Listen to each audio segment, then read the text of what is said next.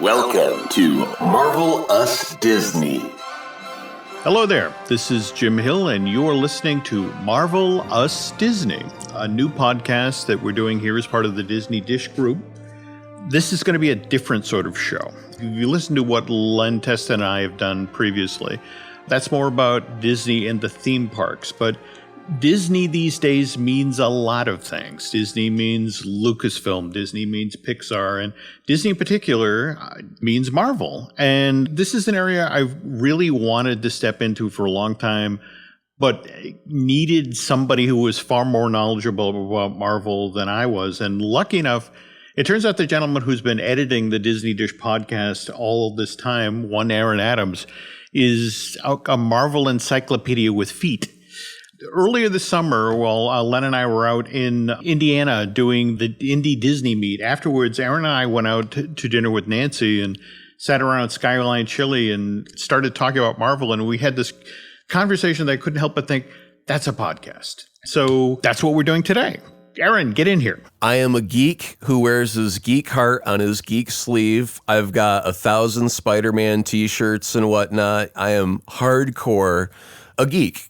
And so when I get to talk to someone else who's passionate about a certain geek topic, I latch on to that person and I enjoy the time. So I'm looking forward to the show. Let's kind of lay down the parameters of what we're going to try to do with this show. Now, given the title, Marvel Us Disney, the us is myself and Aaron. We're going to be talking about Disney and Marvel, but rather than do all of Marvel history, which, dates back to the 40s, doesn't it? Well, that would be when they had a different name, and I can't think, it wasn't Image Comics. Okay. Well, again, where we're going to use sort of as our baseline for the show is starting in August 2009, which was when the Walt Disney Company announced that they were going to acquire Marvel Entertainment, LLC, for $4 billion.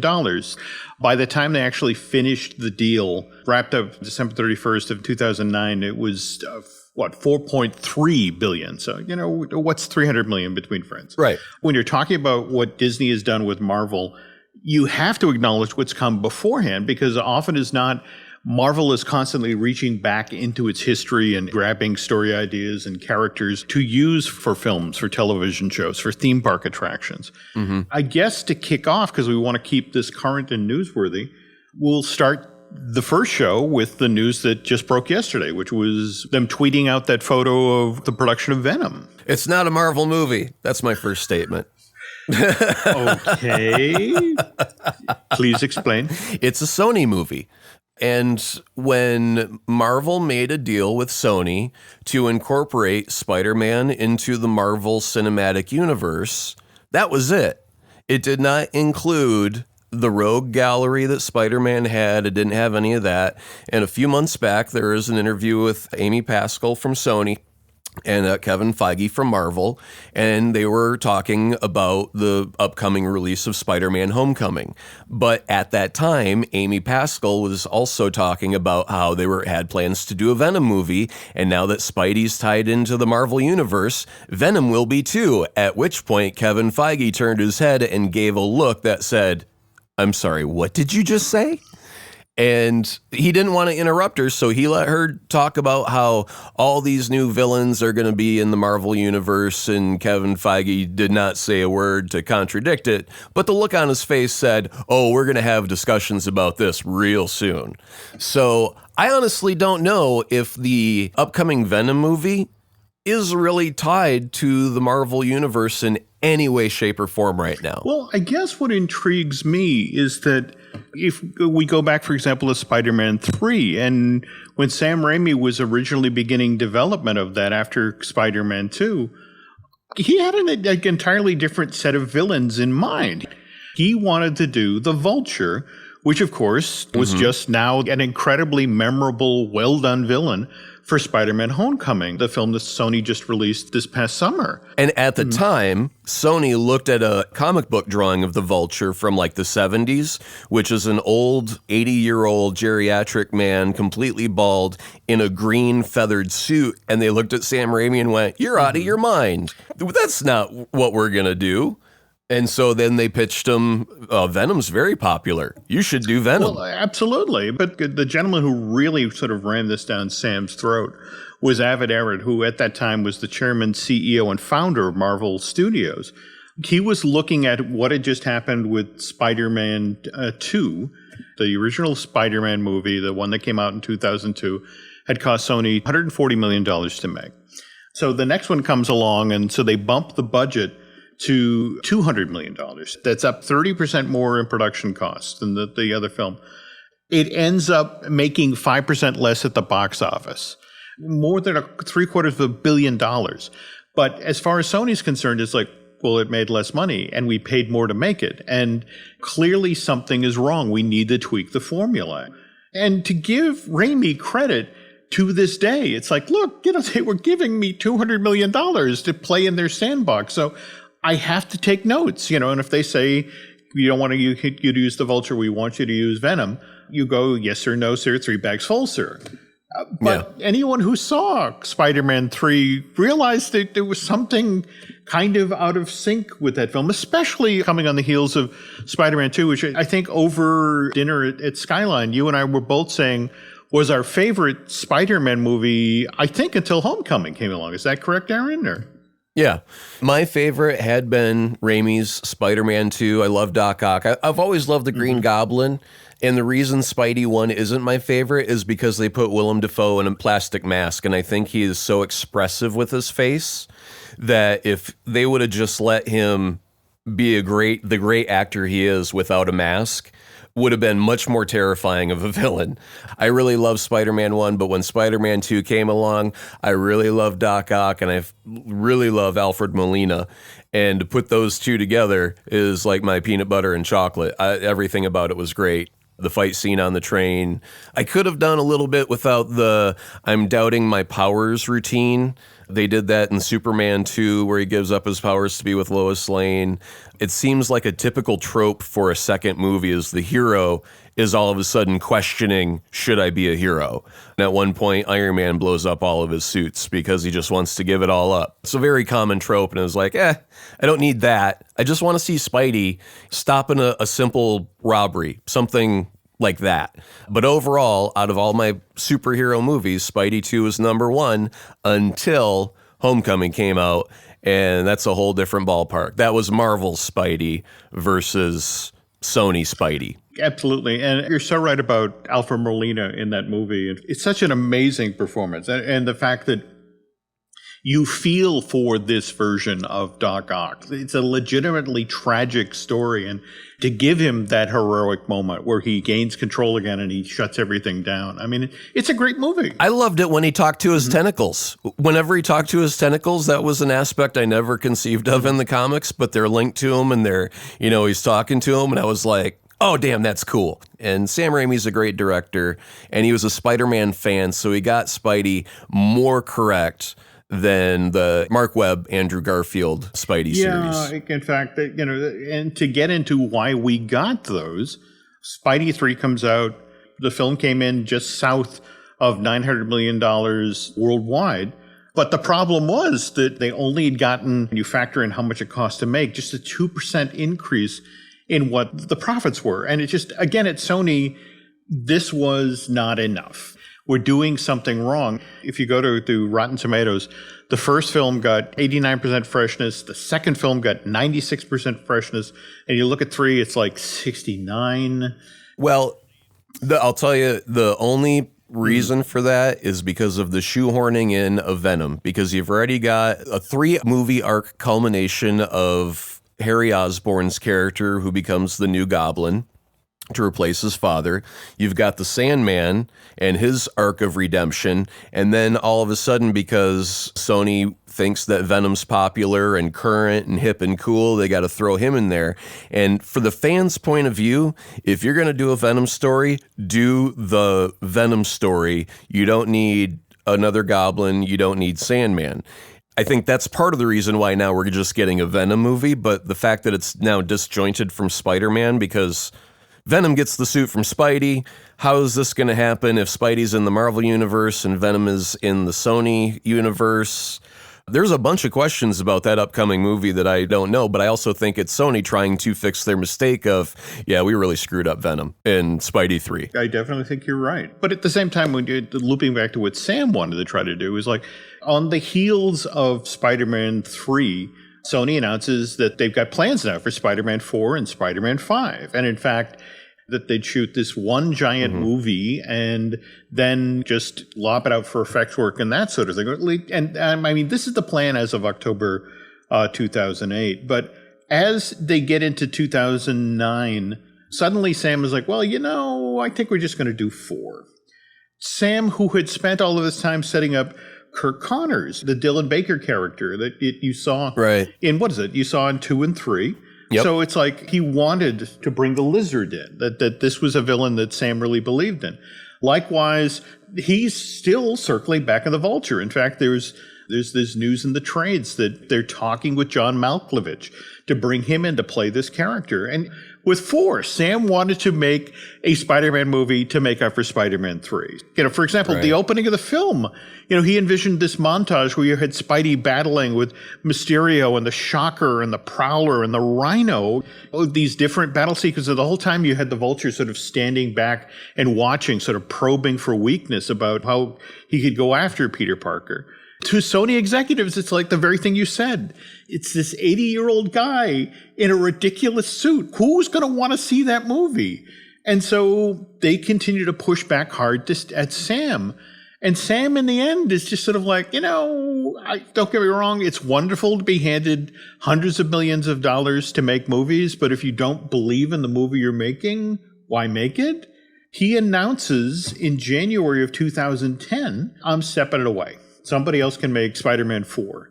Honestly, this could not have come at a worse time for Sony because remember, in August of 2009, like we mentioned at the top of the show, you have Disney announcing that they're acquiring the rights to Marvel. They're going to pay that $4 billion and get that library of 5,000 characters.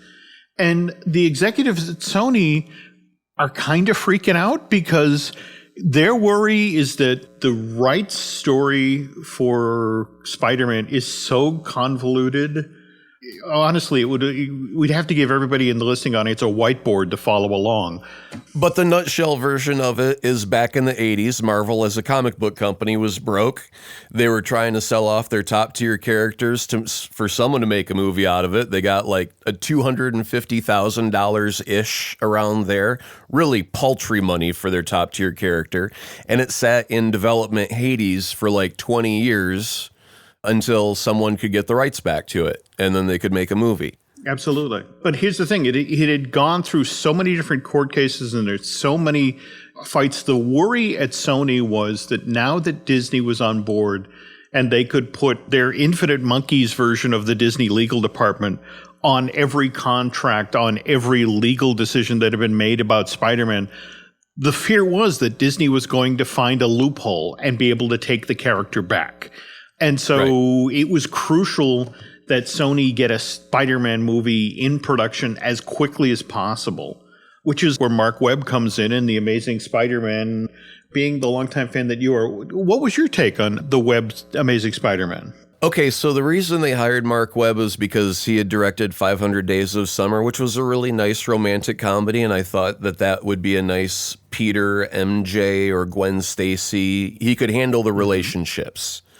Well, so I had confidence in him in that. The problems I really had were in Sam Raimi's Spider-Man, there was some criticism that Spidey wasn't quippy enough. He was a nerd that always got picked on. When he put on the suit, he had confidence. The comic books, he's always talking trash to the villains. And you really didn't get that in Raimi's Spider-Man. So in Webb, they tried to incorporate it, but they did it inappropriately. They made, instead of him a fun wisecracker, he made him a bit of a jerk, telling the cops, hey, I did your job for you, you should be thanking me, is not how Spider-Man treats authority figures. Mm-hmm. You know what I mean?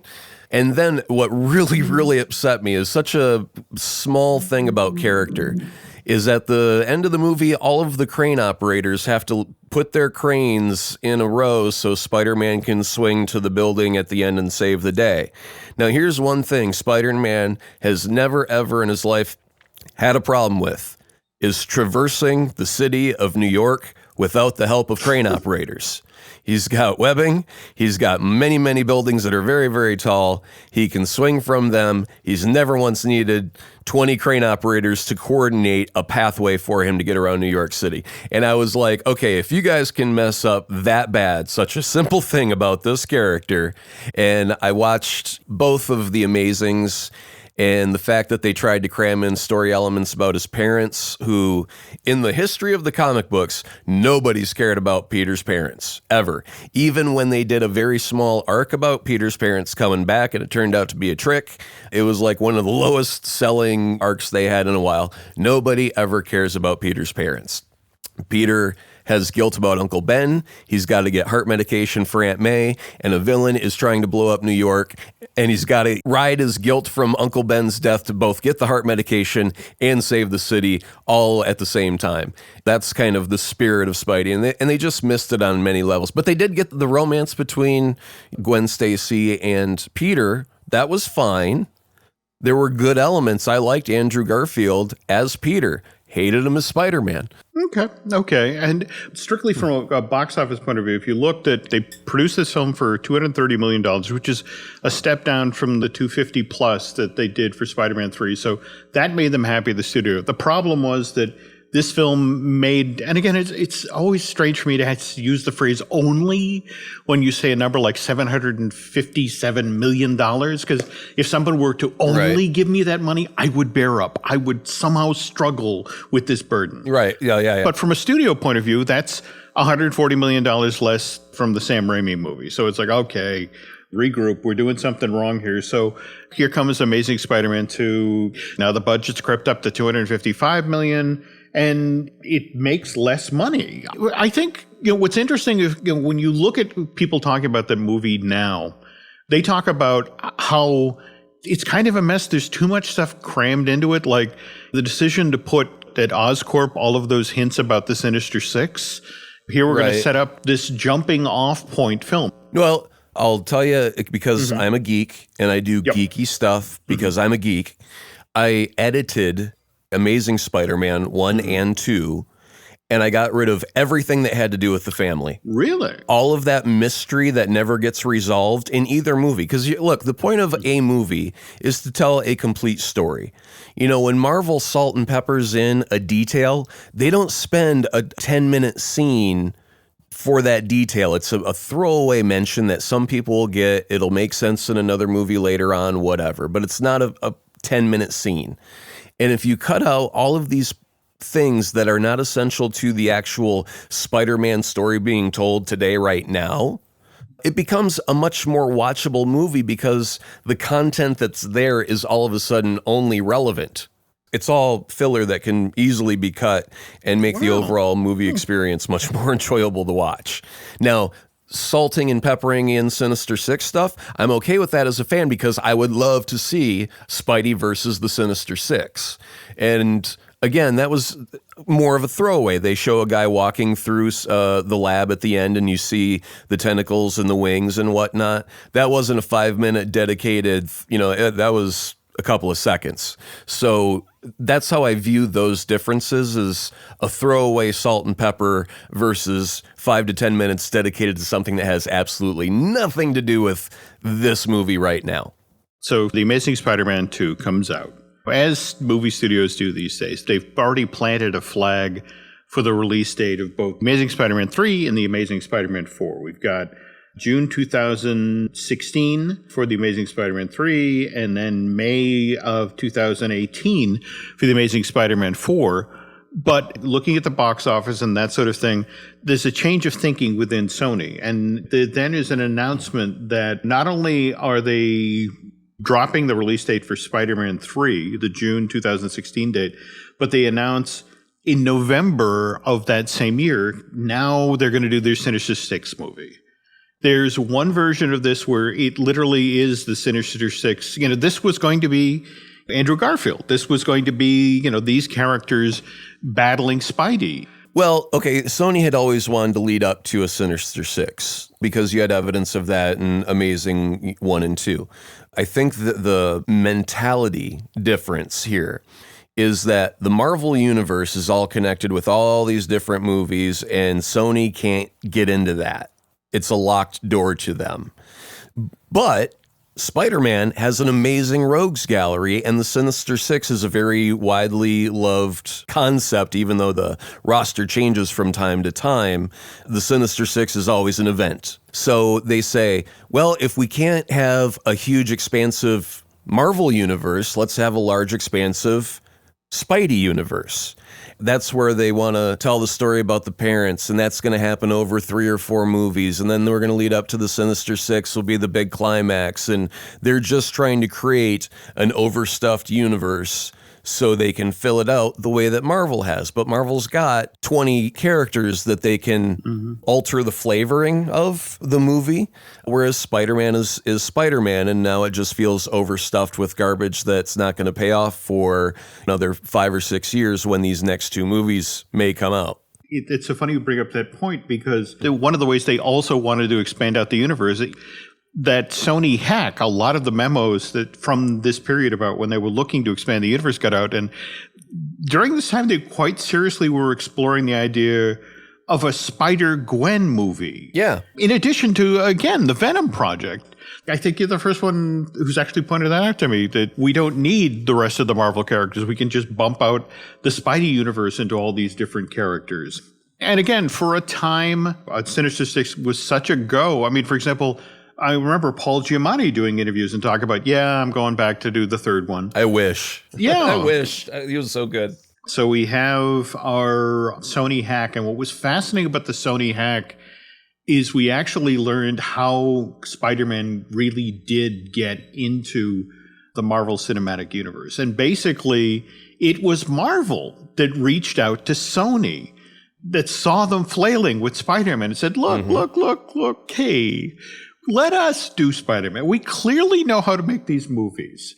Let's reboot again. I realize you've just rebooted, but let's reboot again, and we'll introduce him in Civil War. Sony initially kind of got upset. They felt like Marvel was overreaching, like, hey, come on, we know what we're doing. And then, of course, with the hack and all of the bad press they got, Sony actually suddenly felt very vulnerable and felt like, look, we really need to get a hit on the board. We really need to turn this around.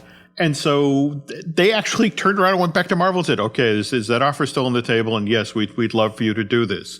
That's how we wound up with that wonderful Homecoming, which both from the reviews and the film itself, I mean, just with Captain America Civil War, it was such a wonderful introduction. It was. Of the, hey, Underoos, get in here. Here's one thing.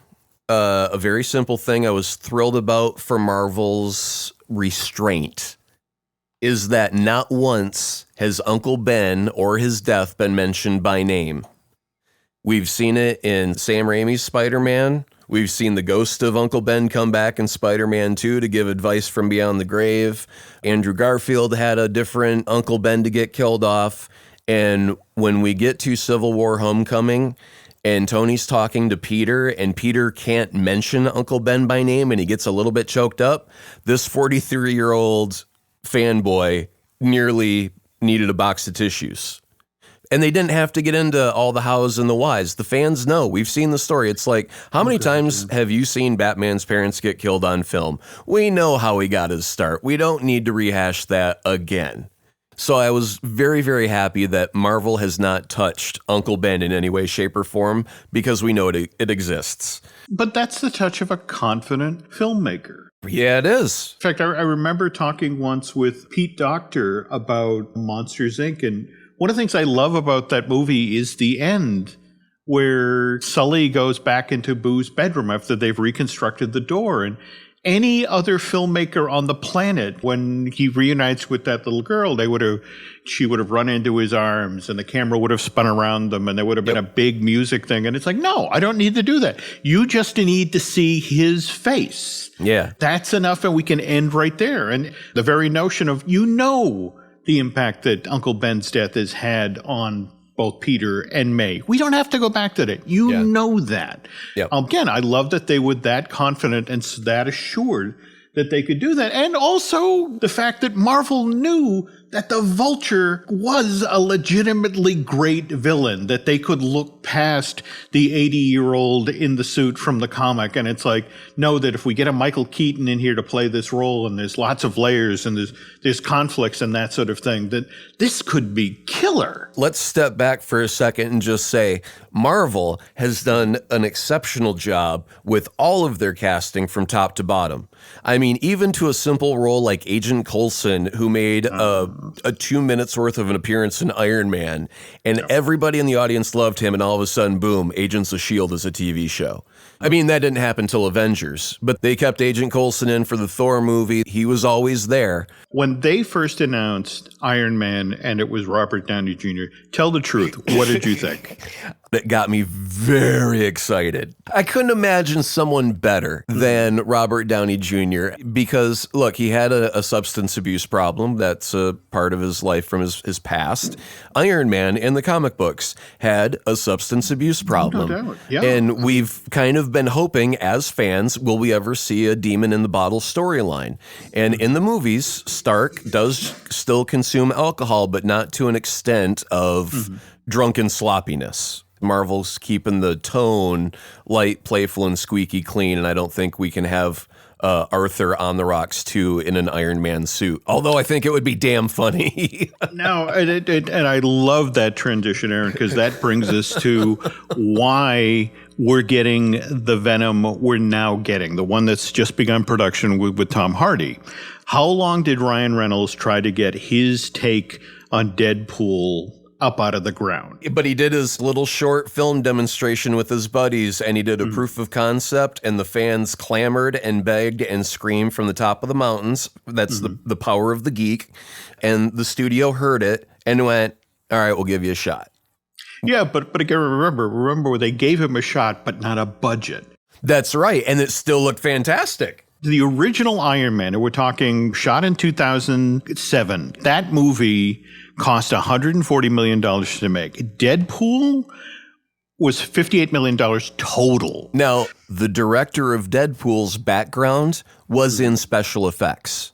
Oh. And he had his company do it on the cheap because he wanted the movie made. And more to the point, when you have an effects guy on a film like this, you don't end up with elaborate scenes on the cutting room floor. This is a guy who is like, this is exactly what I need.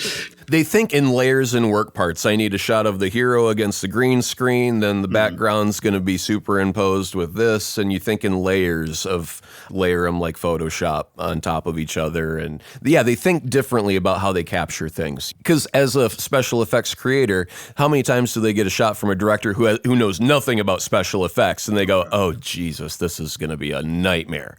And so they learn by other directors' failures of, oh, if they only would have done this, it would have made my job so much easier. So when they get in the director's chair, all they can think about is capturing the elements the best way possible for the effects guys to really put it together and look gorgeous. True. But again, this is Ryan's take on Deadpool, so it's an hard R, and it manages to make $750 million.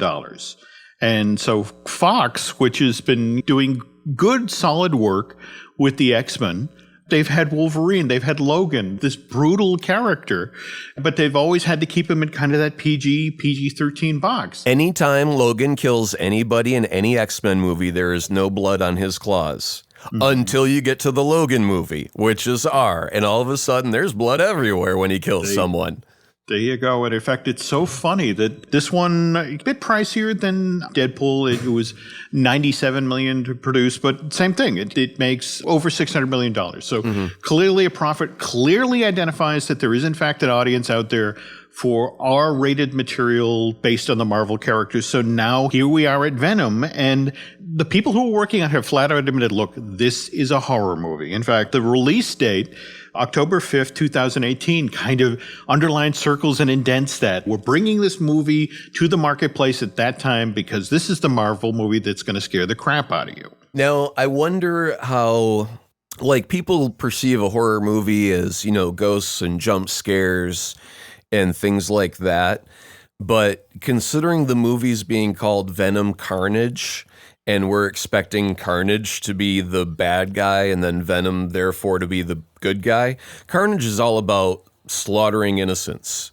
So I'm wondering if it's going to be spooky horror or physical violence horror.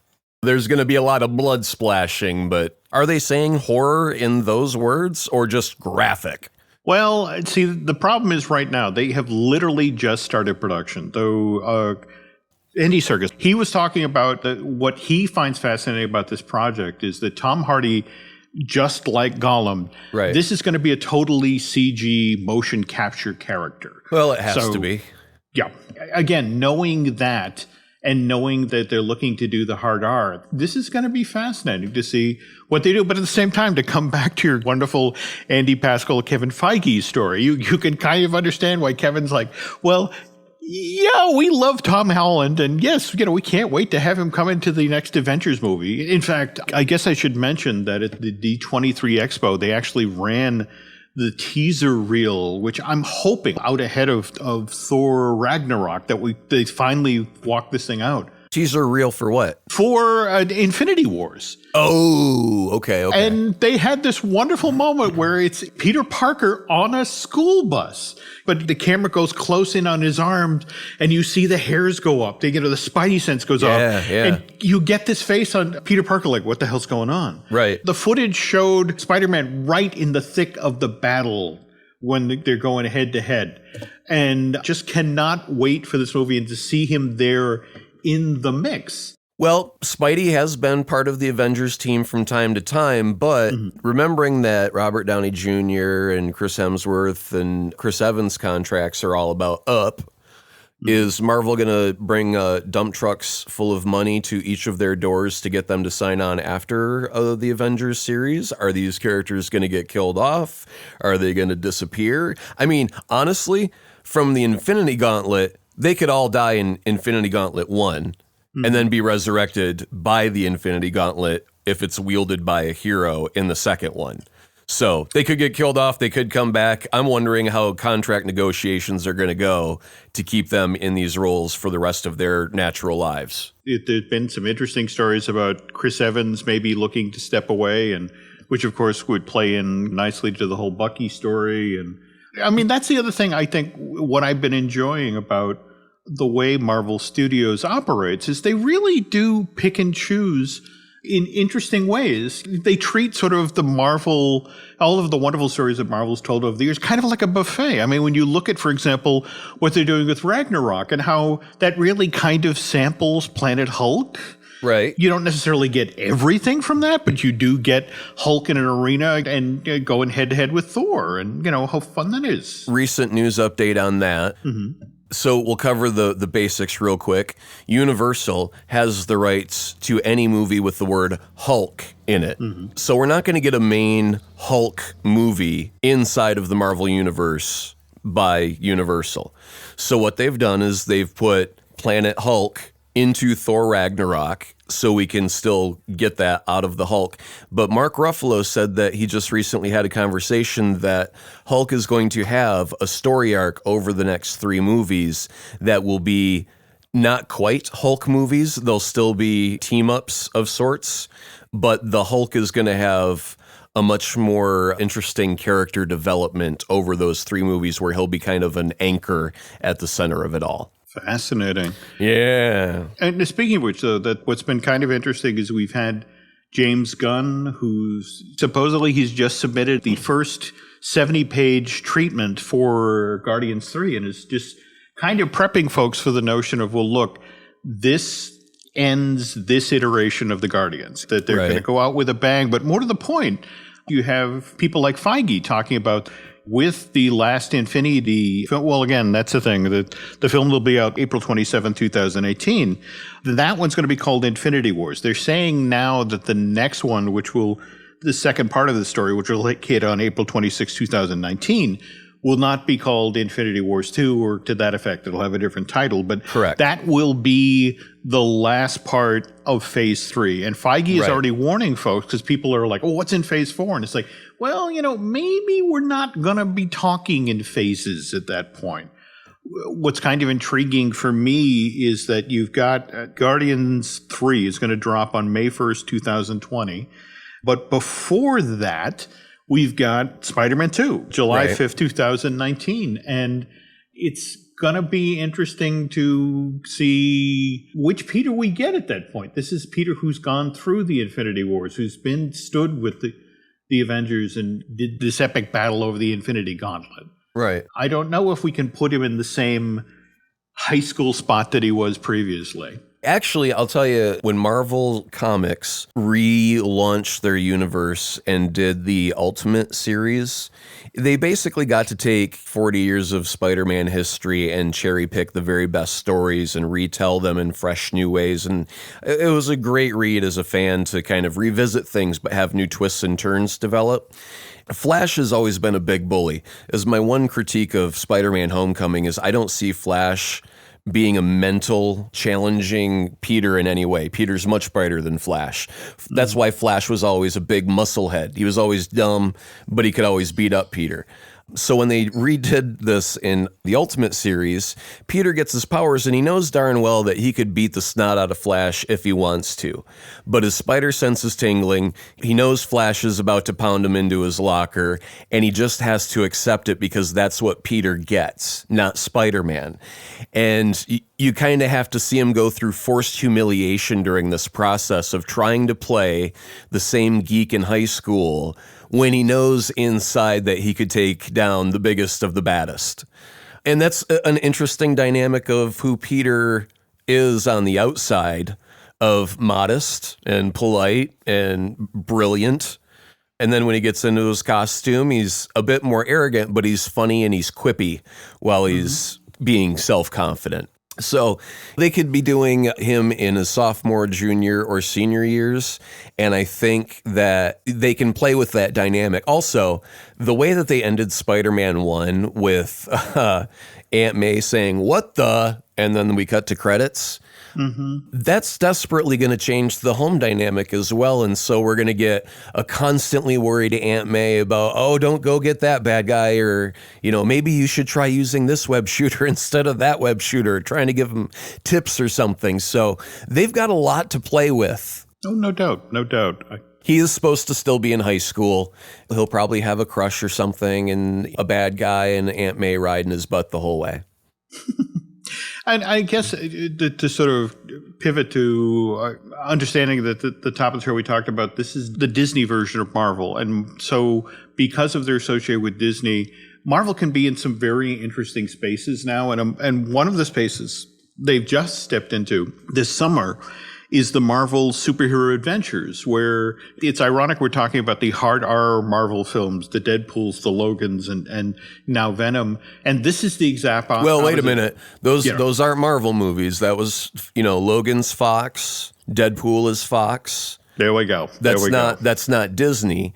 But there is hard R Disney Marvel appearing on Netflix by way of Daredevil, and Punisher's going to be coming out, and he's going to be very, very bloody when his show starts. That's an excellent point. Yeah, Marvel does have a place for their dark stuff, but films tend to be lighter. And then, of course, cartoons to get the kids hooked early. Well, but see, that's the thing. That this next set of things, the Marvel Superhero Adventures, this is entry-level Marvel. These are 3 to 3.5 minute long animated shorts designed to be shown on Disney Junior and the Disney Now platform, and the Marvel headquarters, their YouTube channel. Mm-hmm. So what I love about it is it's the heroin business plan. It's the first taste is free. Yep. After that, you got to pay for it. Yeah, and then it's like, well, you got to go to the theaters and see Infinity Wars and all that. So, Speaking of movies, that given how much we've covered here today, folks, but there is so much more to talk about. So just to tease our next show, by the next time Aaron and I sit down to do